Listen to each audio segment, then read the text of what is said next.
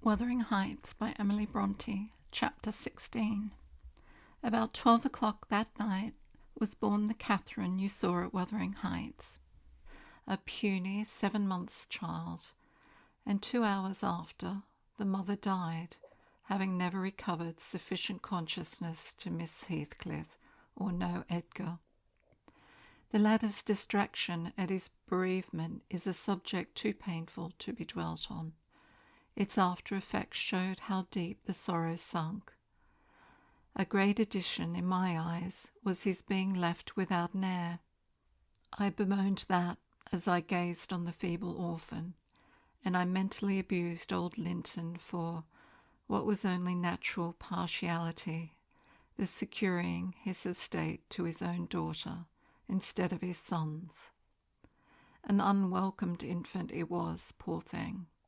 It might have wailed out of life, and nobody cared a morsel, during those first hours of existence. We redeemed the neglect afterwards, but its beginning was as friendless as its end is likely to be. Next morning, bright and cheerful out of doors, stole softened in through the blinds of the silent room, and suffused the couch and its occupant with a mellow, tender glow. Edgar Linton had his head laid on the pillow and his eyes shut. His young and fair features were almost as death-like as those of the form beside him, and almost as fixed. But his was the hush of exhausted anguish, and hers of perfect peace. Her brow smooth, her lids closed, her lips wearing the expression of a smile. No angel in heaven could be more beautiful than she appeared, and I partook of the infinite calm in which she lay. My mind was never in a holier frame than while I gazed on the untroubled image of divine rest. I instinctively echoed the words she had uttered a few hours before. Incomparably beyond and above us all, whether still on earth or now in heaven, her spirit is at home with God.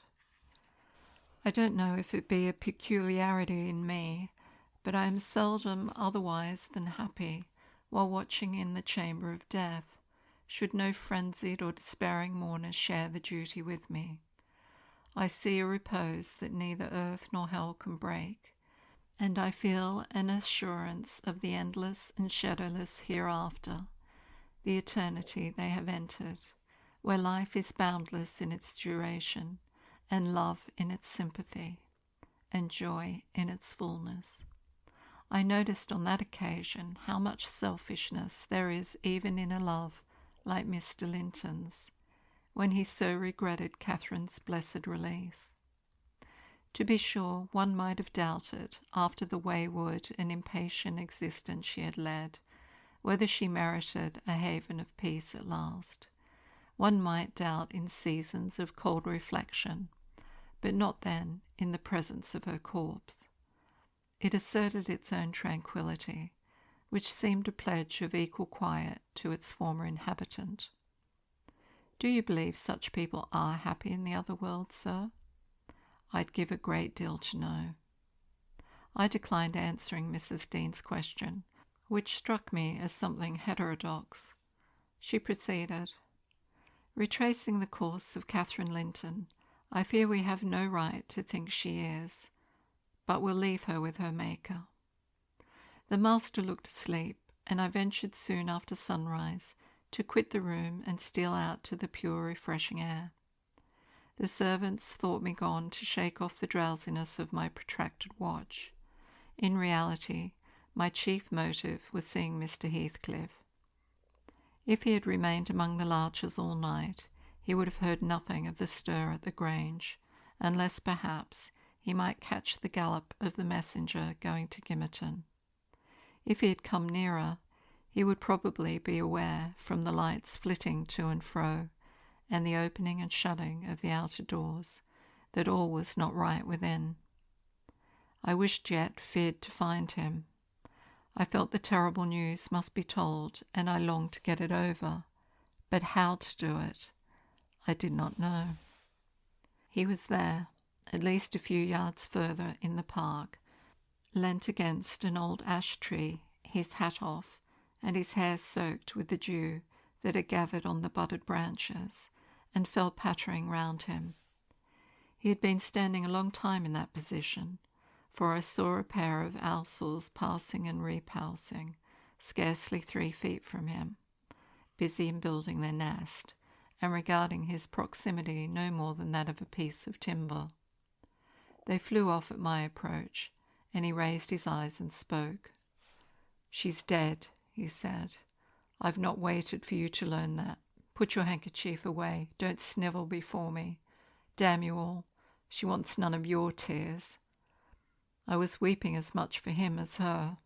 We do sometimes pity creatures that have none of the feeling either for themselves or others.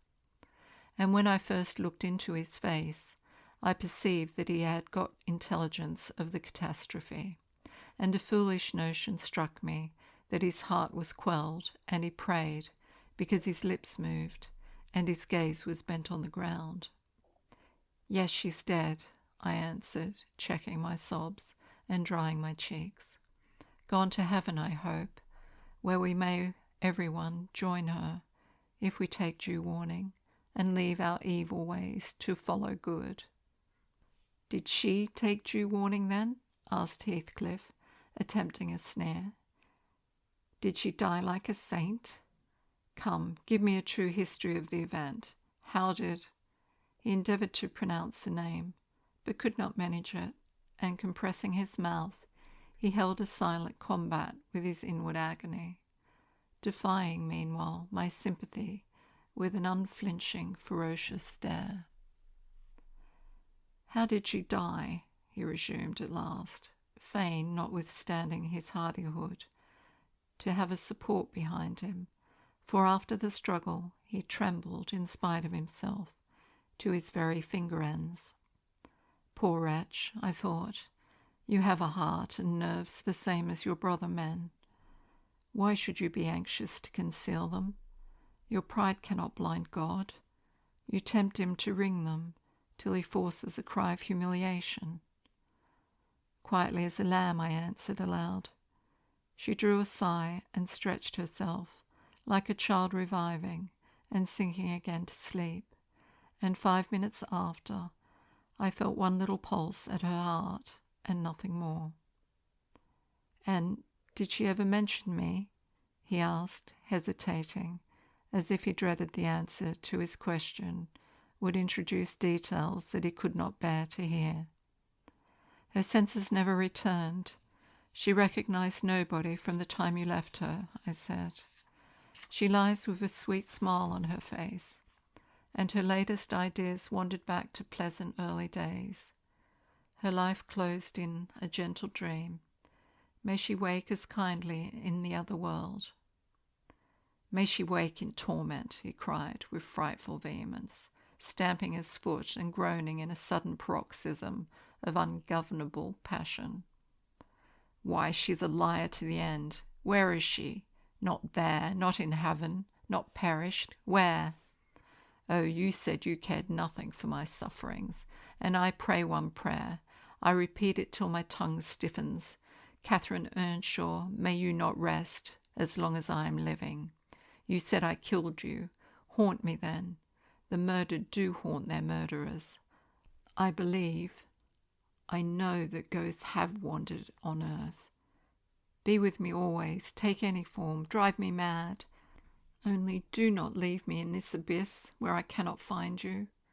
Oh God, it is unutterable. I cannot live without my life. I cannot live without my soul."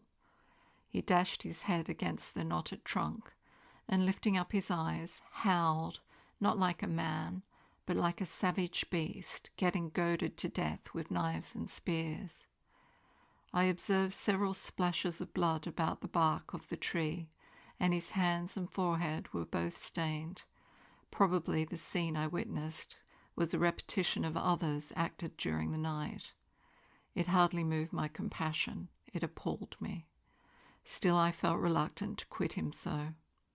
But the moment he recollected himself enough to notice me watching, he thundered a command for me to go, and I obeyed.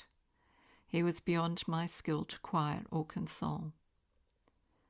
Mrs. Linton's funeral was appointed to take place on the Friday following her decease. Until then, her coffin remained uncovered and strewn with flowers and scented leaves in the great drawing room. Linton spent his days and nights there, a sleepless guardian, and a circumstance concealed from all but me. Heathcliff spent his nights, at least, outside, equally a stranger to repose. I held no communication with him.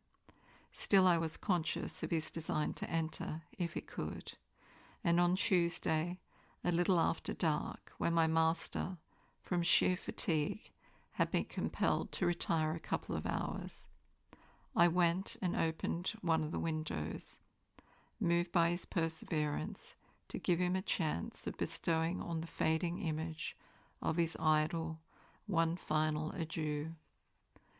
He did not omit to avail himself of the opportunity, cautiously and briefly, too cautiously to betray his presence by the slightest noise. Indeed, I shouldn't have discovered that he had been there, except for the disarrangement of the drapery about the corpse's face, and for observing on the floor a curl of light hair, fastened with a silver thread, which, on examination, I ascertained to have been taken from a locket hung round Catherine's neck. Heathcliff had opened the trinket and cast out its contents, replacing them by a black lock of his own. I twisted the two and enclosed them together.